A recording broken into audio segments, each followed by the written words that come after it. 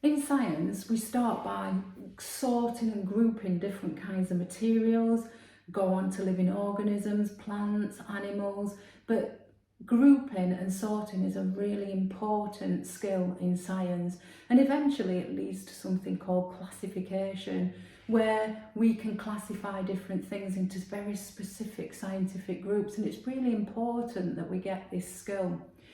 Now we can sort materials according to many different properties. We can sort them according to the physical properties, the chemical properties, lots of different things. Now if we look at these materials here, I'm using these because these are easy to use and we can see them quite clearly. Immediately, if I said to you, how are you going to group these? You might say colour. You might say, oh yeah, I'd put all the green ones together and all the orange ones and the pink ones and the red ones, and they would be nicely grouped according to colour. The problem with that is that this is a green one, but this one's got like tinsely little rough bits on it, if you can see that, but this one's nice and smooth. This one's orange, and so is this one, but this one's tiny and this one's much bigger, so their use would be very different.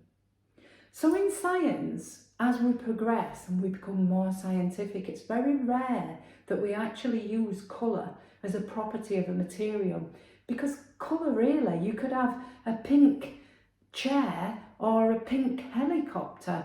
They'd be very different. The properties would be different. The uses would be different. And so we very rarely use the colour to separate or to organise different things, different objects. But it's a good starting place. It gets us used to it. And we could just sort them into piles and groups like we did just then. Or if you're at home and you've got something like this, bits of fluff, bits of pom-poms like this that I just bought from a craft shop, not very expensive, or you might use little wound up bits of cotton or wool. It's up to you. A fun way to sort these, make sure no one's got breathing problems, asthma, anything like that. Make sure you ask the people at home if it's okay to do this. You can do it, have a really fun activity. Now you can time yourselves using your smartphone or a clock, or if you've got a stopwatch or something.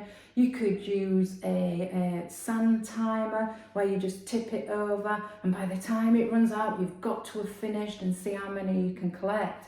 So if you had some kind of timing, you might say, how many can you pick up in 30 seconds? And they might go, oh, but you can only do one at a time. How many can you pick up? 3.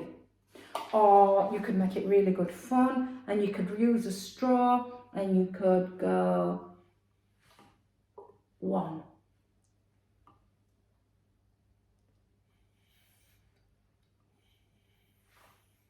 2. And it's a good way, it's good fun. Record your results. Mum, dad, sister, brother, auntie, nana, Jean, whoever. How many did she pick up? Who won? Who could pick the most up? And that's just a fun way of sorting different things into different categories. You can then look and go, oh, all those are white. Or you could say, all those are small because I'm old and I'm not very good.